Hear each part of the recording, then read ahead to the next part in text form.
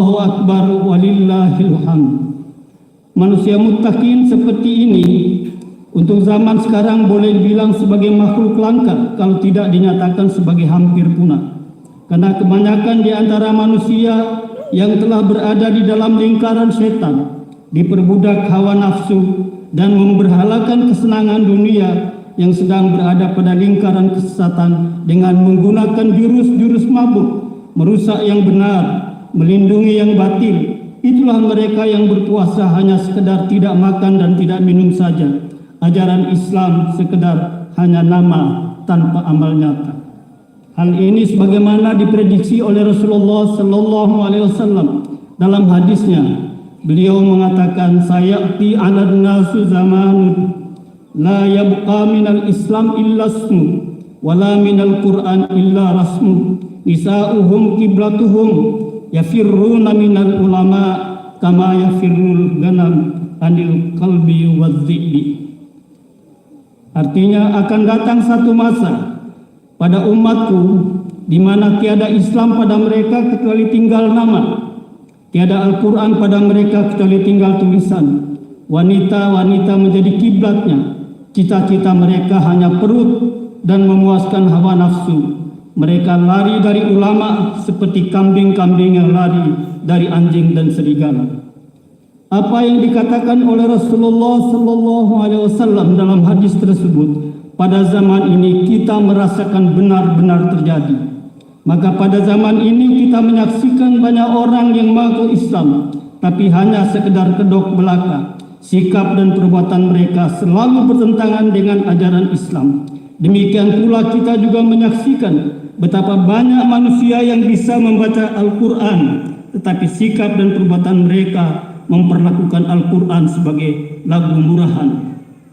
Apa yang mereka kerjakan sehari-hari bukannya sesuai dengan tuntunan Al-Quran dan Sunnah, justru menentang bahkan sengaja mengabaikan Al-Quran dan Sunnah dalam kehidupan mereka.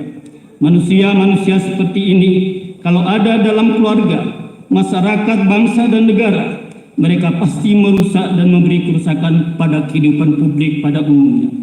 Allahu Akbar walillahil hamd.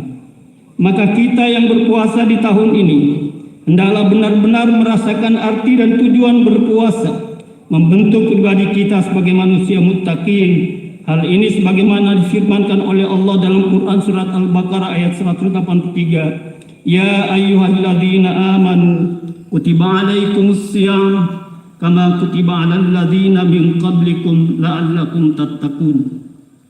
Menjadi mukmin yang muttaqin adalah satu predikat yang teramat mulia, dan untuk menjaga kemuliaan ini kita hanya kembali pada Quran dan Sunnah sajalah yang dapat mempertahankan kemuliaan itu.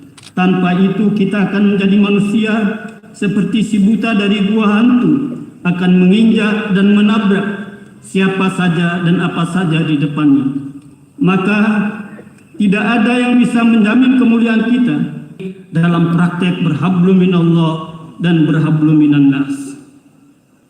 Allahu Akbar walillahil hamd. Kita yang beridul fitri hari ini berada di tengah-tengah kepungan masalah-masalah bangsa yang kini terus melilit kita, mulai dari darurat narkoba, darurat pornografi, darurat kekerasan hingga sampai pada darurat korupsi di bidang ekonomi dan politik. Persoalan utamanya adalah rendahnya moralitas anak bangsa yang mengabaikan kebenaran Islam. Agama yang begitu mulia ajarannya telah ditutup oleh perbudakan hawa nafsunya. Kesenangan global, yaitu menuruti kesenangan di atas perbudakan hawa nafsunya sendiri, menjadikan hawa nafsu sebagai Tuhan dalam kehidupan sehari-hari. Maka Allah Subhanahu wa taala di dalam Al-Qur'an ayat surat Al-Jasiyah ayat 23 Allah bertanya, "Afara'aita man ittakhadha hahu ilahawa?" Maka pernahkah kamu melihat orang-orang yang menjadikan hawa nafsunya sebagai Tuhan, dan Allah memberikan sesat keberadaan mereka dengan ilmunya, dan Allah telah mengunci mati pendengaran mereka dan hati mereka, meletakkan tutupan tangan di atas penglihatan mereka. Maka siapakah yang memberi petunjuk sesudah Allah membiarkan mereka sesat? Maka Allah Subhanahu wa taala akan memberikan pelajaran kepada mereka. Ayat ini sesungguhnya